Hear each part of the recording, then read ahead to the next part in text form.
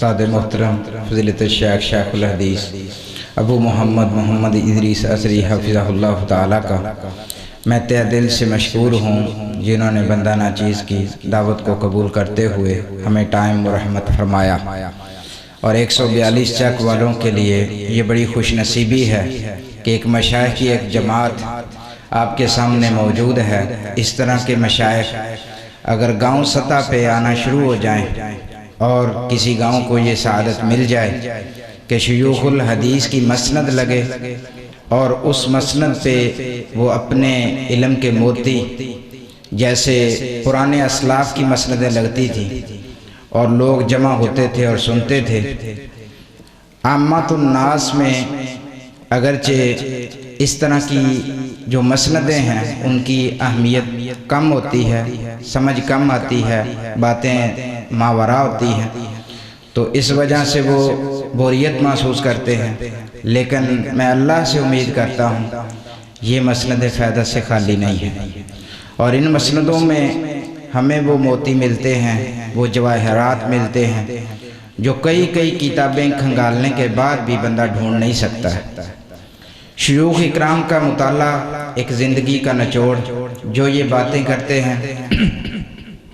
وہ ایک زندگی کا تجربہ ہوتی ہیں، تو ہمارے لیے یہ بڑی سعادت ہے۔ ہمارے درمیان بڑی شخصیات جو اپنی زندگی کا تجربہ لیے بیٹھے ہیں۔ میری مراد استاد محترم فضیلت الشیخ ادریس عصری صاحب، میری مراد فضیلت الشیخ شیخ الحدیث حضرت مولانا محمد اسماعیل بلوچ صاحب حافظہ اللہ تعالی، حضرت علام قائد ضلع حافظ بلال ثاقب صاحب حافظہ اللہ تعالی، حافظ نعمت اللہ عاجز صاحب، حافظ شہباز خورشید صاحب اور دیگر احباب جو سٹیج پر آپ کو نظر آ رہے ہیں۔ بورے والا سے مجھے لگتا ہے اس گاؤں سے بھی زیادہ عوام آئی ہے اس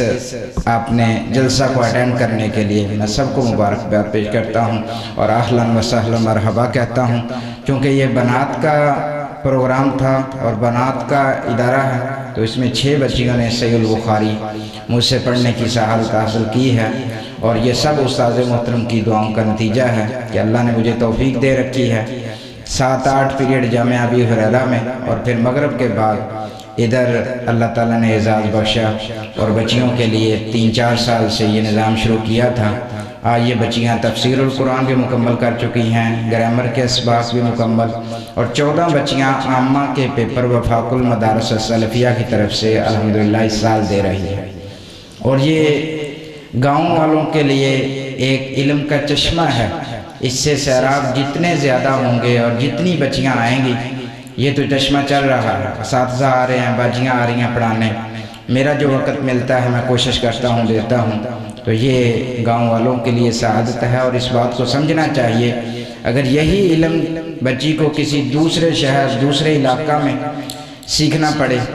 تو یہ مشکل ہے، اور خاص طور پر ان بچیوں کے لیے جو کہتی ہیں میں نے اسکول نہیں چھوڑنا، اسکول بھی پڑھنا ہے، ورنہ تو ہمارے قریب ایک علم کا سمندر بہہ رہا ہے ڈلن بنگلہ میں، جامعہ اسلامیہ سلفیہ للبنات، وہاں 6 سالہ کورس 5 سالہ کورس ہم ان بچیوں کو کرواتے ہیں جو اپنی تمام تر مصروفیات چھوڑ کر، گھر چھوڑ کر اپنی اسکول کی تعلیم کو خیر آباد کہہ کے دین سیکھنے کے لیے اپنے آپ کو وقف کر دیتی ہیں، اور والدین یہ سعادت حاصل کر لیتے ہیں کہ میری بچی کلی طور پر دین پڑھے گی اور مکمل کورس کرے گی۔ جس کو وہ سعادت ملتی ہے، اس سے بڑی دنیا میں سعادت ہی نہیں ہے۔